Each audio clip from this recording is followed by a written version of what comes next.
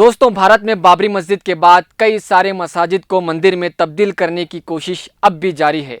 विश्व हिंदू परिषद और दीगर तंजीमों की जानिब से वाराणसी की ज्ञानवापी मस्जिद और मथुरा की शाही ईदगाह का मामला माजी में भी उठाया जाता रहा है।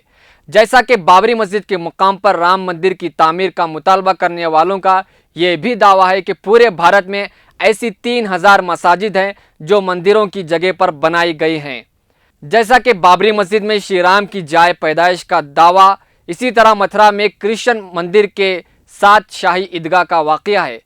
कुछ मकामी लोगों का अकीदा है कि मंदिर के मकाम पर हिंदू मजहब की मुक़द्दस हस्ती श्री कृष्ण की पैदाइश हुई थी और इससे बिल्कुल करीब शाही ईदगाह के बारे में विश्व हिंदू परिषद का ये दावा है कि ये मंदिर के अहाता में तामीर की गई और ये कहा जाता है कि जिस जगह नमाज अदा की जा रही है वो इनकी है, क्योंकि मुग़ल बादशाह औरंगज़ेब के ज़माने में मंदिर को तोड़कर इस पर मस्जिद तामीर कर दी गई थी। जबकि मुस्लिम फ़रीक़ैन का दावा है कि तमाम दस्तावेज़ मस्जिद के हक़ में हैं। मंदिर को तोड़ना, इस पर मस्जिद तामीर करना, इसको साबित करने के लिए फ़रीक़ैन के पास कोई सबूत नहीं है।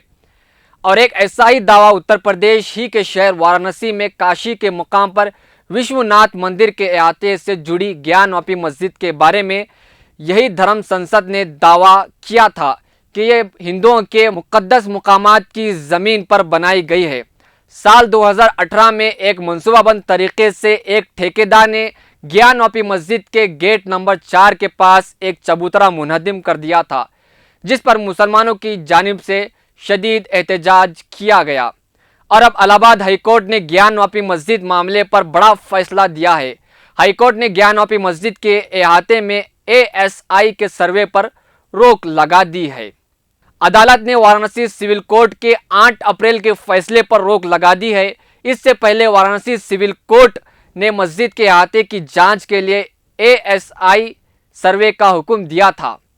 इस हुक्म के खिलाफ यूपी सुन्नी सेंट्रल वक्फ बोर्ड और मस्जिद कमेटी की जानिब से अदालत के इस फैसले को इलाहाबाद हाई कोर्ट में चैलेंज कर दिया था और वाराणसी सिविल कोर्ट ने जो फैसला दिया था वो कानून के खिलाफ है, क्योंकि 1991 में मजहबी इबादत गाहों के बारे में एक act place of the worship pass किया गया था। इस कानून में करार दिया गया था कि तमाम मजहबी इबादत गाहों की अगस्त 1947 की हैसियत से बरकरार रखी जाएंगी, यानी जो इबादत गाहें जिस हालत में थी वो इसी हालत में रहेंगी। इस पर किसी किस्म का दावा कानून के नज़दीक काबिल कबूल नहीं माना जाएगा और वाराणसी की अदालत से ज्ञानवापी मस्जिद के आर्कोलॉजिकल सर्वे करने का हुक्म इस कानून के खिलाफ है।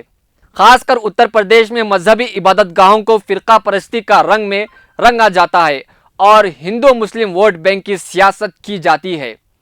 ऐसे वाक़यात आए दिन होते हैं जहां पर हुकूमत के डर की वजह से कानून के खिलाफ फैसला सुनाया जाता है। इस पर वकीला हजरात भी खामोशी से तमाशा देखते हैं। कानून के रखवालों को चाहिए कि वो सच्चाई का साथ देना और मजलूमों की आवाज़ बनना चाहिए। ऐसे ही मज़ीद ख़बरों और तफसीरों के लिए देखते रहे हमारा YouTube चैनल मिल्ली डाइजेस्ट। शुक्रिया।